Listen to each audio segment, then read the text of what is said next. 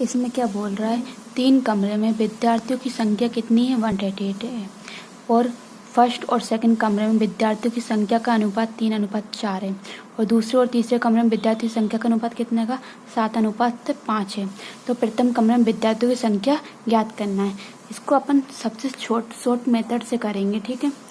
इसमें पहले और दूसरे कमरे की विद्यार्थियों की संख्या कितनी है, पहले और दूसरे कमरे में विद्यार्थियों की संख्या कितनी है, और तीसरे कमरे में 3 कमरे के विद्यार्थियों की संख्या निकालना। पहले और दूसरे कमरे में विद्यार्थियों की संख्या कितनी दी हुई है, 3:4 है।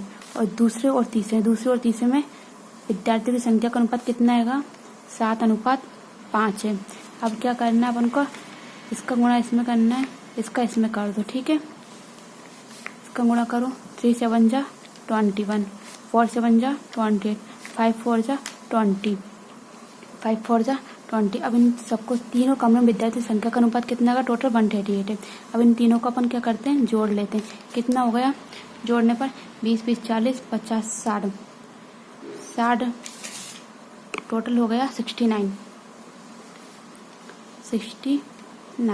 69 एक्स बराबर कितना आएगा, तीनों कमरे में विद्यार्थियों की संख्या का अनुपात कितना आएगा, तीनों कमरे में विद्यार्थियों की संख्या का अनुपात था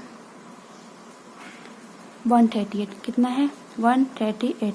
अब इसका भाग दे दो, x बराबर 138/69। x की वैल्यू कितनी आ गई, x की वैल्यू आ गई है कितनी, 2। अब इन अपन को क्या निकालना, अपन को तीनों कमरे में विद्यार्थियों की संख्या का अनुपात निकालना। अपन को किसका निकालना, प्रथम कमरे में विद्यार्थियों की संख्या। प्रथम कमरे में विद्यार्थी की संख्या कितनी दी हुई है, 21 दी हुई है। प्रथम कमरे में विद्यार्थी की संख्या कितनी दी हुई है, 21x। अब 21 का गुणा कर दो, x की वैल्यू कितनी आई है, 2 बराबर 2 एकम 2, 2 दूनी 4। विद्यार्थियों की संख्या कितनी होगी, 42। आके समझ में, तो इसका आंसर क्या हो जाएगा, 42।